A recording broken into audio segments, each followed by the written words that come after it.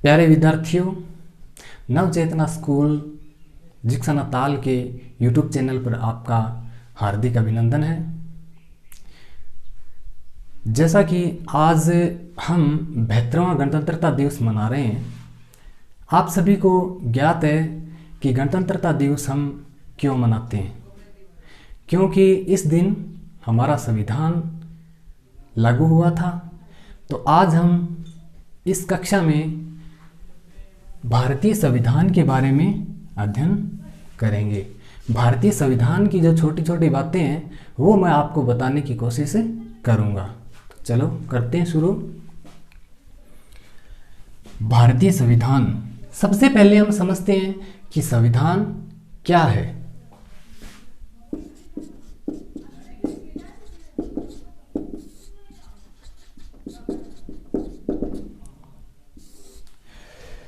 संविधान क्या है? तो संविधान वह होता है जो किसी भी देश की राजनीतिक व्यवस्था के आधारभूत ढांचे को तैयार करता है या आधारभूत ढांचे को निर्धारित करता है।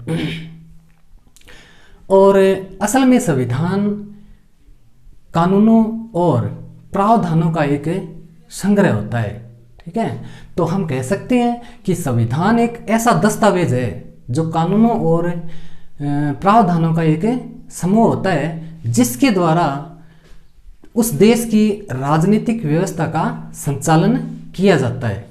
तो संविधान क्या है? तो हम लिखेंगे कि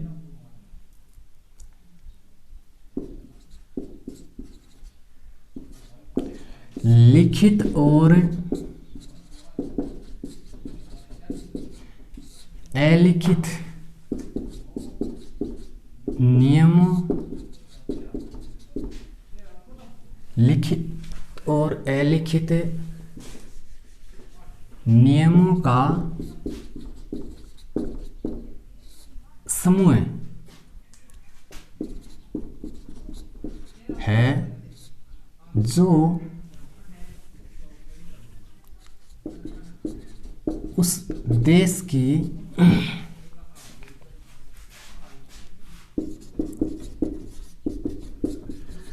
राजनीतिक व्यवस्था का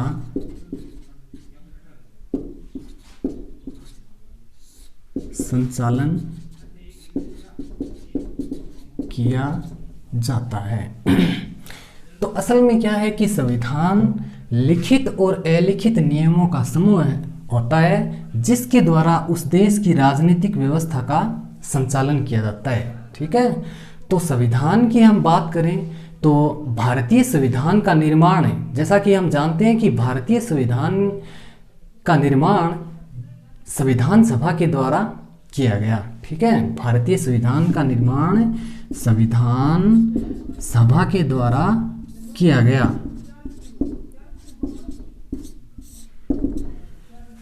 संविधान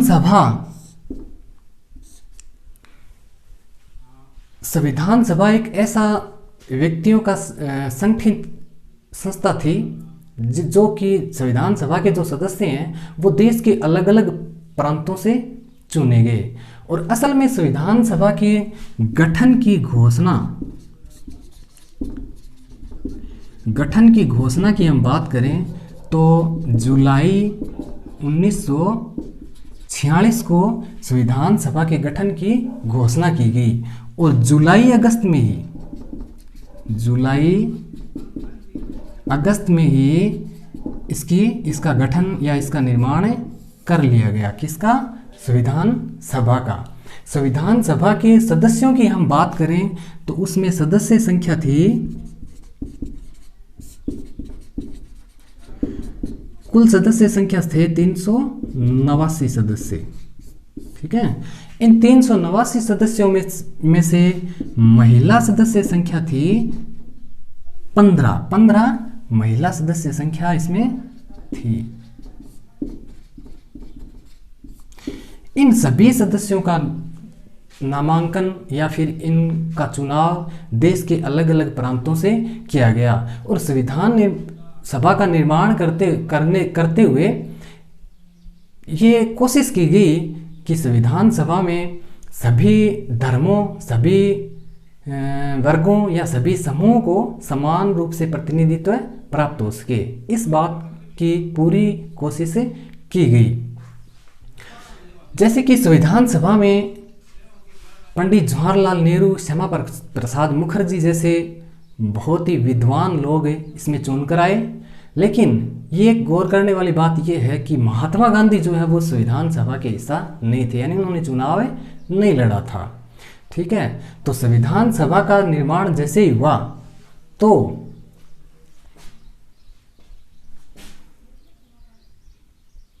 इसके बाद जो पंडित जवाहरलाल नेहरू जो है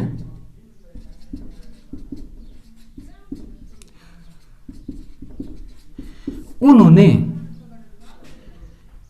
संविधान सभा के अंदर अपना उद्देश्य प्रस्ताव जो है वो संविधान सभा के समक्ष रखा। ठीक है, उद्देश्य प्रस्ताव रखकर भारत की संविधान की जो प्रस्तावना है वो तैयार की गई और इसको 22 जनवरी सन 1947 में इस जो पंडित जवाहरलाल नेहरू ने जो उद्देश्य प्रस्ताव या प्रस्तावना का जो प्रस्ताव रखा था उसको स्वीकार कर लिया गया और इस उद्देश्य प्रस्ताव को स्वीकार करने के साथ ही कानून निर्माण की प्रक्रिया जो है वो शुरू कर दी गई। तो कानून निर्माण की प्रक्रिया की हम बात करें तो कानून का निर्माण करने के लिए या संविधान का निर्माण करने की जो प्रक्रिया शुरू की गई, तो संविधान का निर्माण करने के लिए कई समितियों का गठन किया गया। ठीक है, जिनको अलग अलग कार्य सौंपे गए। तो उन समितियों की अगर हम बात करें तो 8 बड़ी समितियां थी और 15 अन्य छोटी समितियों का निर्माण किया गया। ये जो 8 बड़ी समितियां थी उनमें से ही एक सर्व प्रमुख समिति थी प्रारूप समिति। सर्व प्रमुख समिति थी प्रारूप समिति। ठीक है, जिसको क्या कार्य दिया गया, संपूर्ण संविधान यानी जिसका निर्माण करना है संविधान का, उसका प्रारूप तैयार करने का जिम्मा प्रारूप समिति को दिया गया। तो इस प्रारूप समिति के अध्यक्ष किन को बनाया गया, डॉक्टर भीमराव अंबेडकर को इसका अध्यक्ष बनाया गया। यानी ये प्रारूप समिति के अध्यक्ष थे। कौन है, डॉक्टर भीमराव अंबेडकर। अंबेडकर जी के अलावा 6 अन्य सदस्य भी इसका हिस्सा थे भीमराव प्रारूप समिति के। ठीक है, और प्रारूप समिति के अध्यक्ष डॉक्टर भीमराव अंबेडकर की हम बात करें तो डॉक्टर भीमराव अंबेडकर को भारतीय संविधान का जनक या भारतीय संविधान का पिता भी कहा जाता है और डॉक्टर भीमराव अंबेडकर को आधुनिक मनु की संज्ञा भी प्रदान की गई है। ठीक है, तो अंबेडकर जी की हम बात करें तो सर्वप्रथम भीमराव अंबेडकर जो हैं वो सर्वप्रथम बंगाल से चुनाव जीतकर संविधान सभा में शामिल हुए थे। ठीक है, दूसरी बार कांग्रेस की टिकट पर वो मुंबई से चुनकर संविधान सभा में आए थे। तो इस प्रकार से प्रारूप समिति का अध्यक्ष डॉक्टर भीमराव अंबेडकर को बना दिया गया और संविधान का मसौदा तैयार करने का कार्य उनको सौंपा गया। तो बड़ी ही कठिनता के साथ या बड़ी ही मेहनत और लगन के साथ इस प्रारूप समिति के सदस्यों ने, जिनमें अहम भूमिका थी डॉक्टर भीमराव अंबेडकर की, उन्होंने बड़ी कठिनता या कठिन परिश्रम से हमारे इस संविधान के मसौदे को तैयार किया। ठीक है, अब हम बात करते हैं संविधान की। तो संविधान सभा की हम बात करें तो संविधान सभा की जो प्रथम बैठक है, प्रथम बैठक की हम बात करें तो प्रथम बैठक 9 दिसंबर 1946 को दिल्ली में हुई। संविधान सभा की प्रथम बैठक 9 दिसंबर 1946 में हुई, जिसमें अध्यक्ष किसको चुना गया, डॉक्टर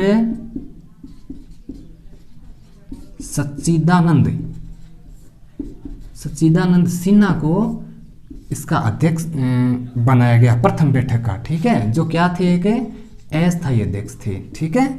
और उसी प्रकार से हम दूसरी बैठक की बात करें, दूसरी बैठक की अगर हम बात करें तो 11 दिसंबर 1946 को दूसरी बैठक आयोजित की गई, जिसका स्थायी अध्यक्ष किसको बना दिया गया, डॉक्टर राजेंद्र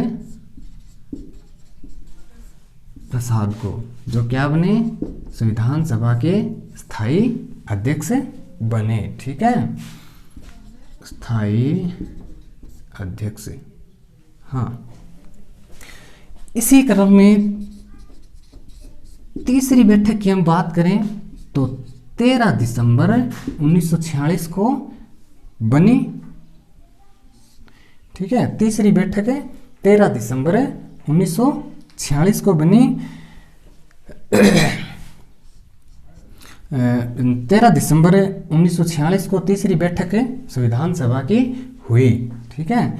इस प्रकार से हम संविधान की अगर बात करें तो संविधान में मुख्य रूप से संविधान सभा के द्वारा जो ये प्रारूप संविधान सभा के समक्ष प्रस्तुत किया गया, तो संविधान जो निर्माण किया गया, जो प्रारूप तैयार किया गया, उसमें संविधान सभा में मुख्य रूप से 3 वाचन हुए, ठीक है।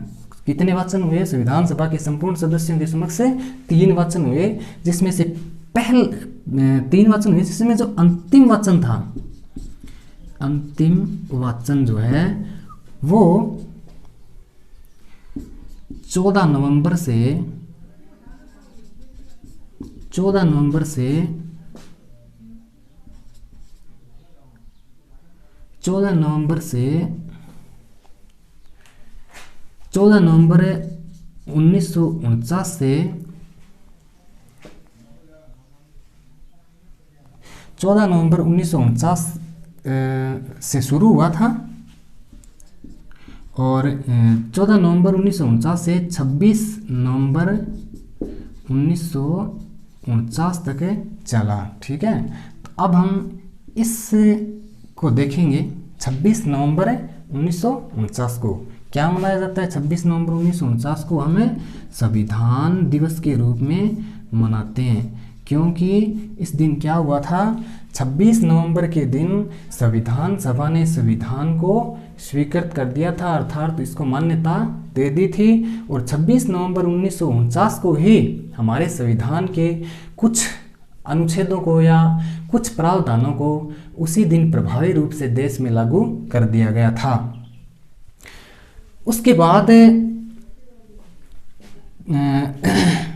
हमारे देश की जो अन्य धाराएं थी या अन्य जो प्रावधान थे, ठीक है, उनको 26 जनवरी 1950 को संपूर्ण देश में प्रभावी कर दिया गया था। यानी 26 नवंबर 1949 को कुछ ही अनुच्छेद थे, उनको लागू किया गया था, और 26 जनवरी 1950 को संपूर्ण संविधान को पूरे देश में प्रभावी तरीके से लागू कर दिया गया था। इसीलिए हम 26 जनवरी को गणतंत्रता दिवस के रूप में मनाते हैं और 26 नवंबर को संविधान दिवस के रूप में मनाते हैं। और संविधान दिवस की हम बात करें तो प्रथम जो संविधान दिवस जो है वो 26 नवंबर 2015 को मनाया गया, क्योंकि 2015 को बाबा साहब भीमराव अंबेडकर के जन्म दिवस के 125वें जन्म दिवस वर्ष के रूप में इनको मनाया गया था। इसलिए संविधान दिवस जो है वो 26 नवंबर को मनाया जाता है। और 26 जनवरी 1950 को हमारा संविधान बना और 26 जनवरी के दिन ही सभी कानूनों को प्रभावी रूप से लागू कर दिया गया। अब हम बात करें संविधान की छोटी छोटी बातों का जिक्र करें तो हमारे संविधान को बनने में जो समय लगा वो कितना लगा? 2 वर्ष 11 माह और 18 दिन। हमारे संविधान को 2 वर्ष 11 माह 18 दिन का समय पूरा लगा। और मूल संविधान की अगर हम बात करें तो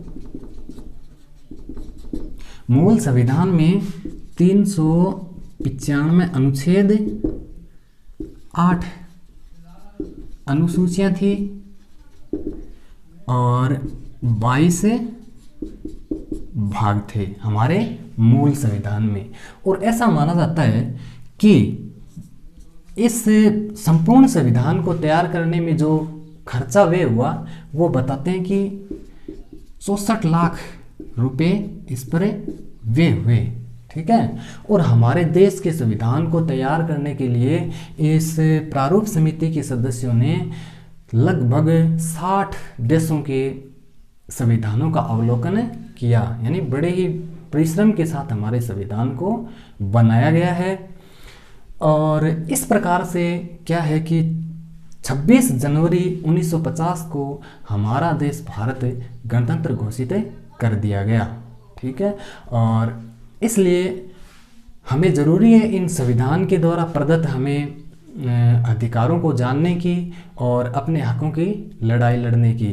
अर्थात ये एक संविधान ही एक ऐसा दस्तावेज है जो हमें निरंकुश शक्तियों से बचाने का कार्य करता है। यानी जो शासक बनते हैं या जो सरकार चुनकर जाती है तो वो सरकार निरंकुशता न बने, यानी अपनी जो जनता है उस पर किसी प्रकार का शोषण न हो। इसीलिए मौलिक अधिकार, मूल कर्तव्य आदि बहुत ही महत्वपूर्ण विषयों को हमारे संविधान में शामिल कर जनता को स्वतंत्रता प्रदान की गई। तो इसलिए हम कह सकते हैं कि भारत का संविधान बहुत ही मेहनत, कठिन लगन के साथ बनाया गया है, जो कि शासक की निरंकुशता से हमें बचाने का कार्य करता है। तो आज के लिए इतना ही। मैं आशा करता हूँ आपको संविधान की ये छोटी छोटी बातें अच्छी लगी होंगी। और अंत में आज गणतंत्रता दिवस के मौके पर मैं कहना चाहूँगा कि शहीदों की चिताओं पर लगेंगे हर वर्ष मेले, उन शहीदों का बाकी अमिट निशान यही होगा। और संविधान के बारे में कहना चाहूँगा कि ज़रूरी नहीं है कि संविधान में सभी बातें लिखी जाएं। इसलिए है मेरे प्यारे देशवासियों, अपने ईमान को भी कुछ हमें जिंदा रखना होगा। और थैंक यू, धन्यवाद। जय हिंद, जय भारत, जय संविधान।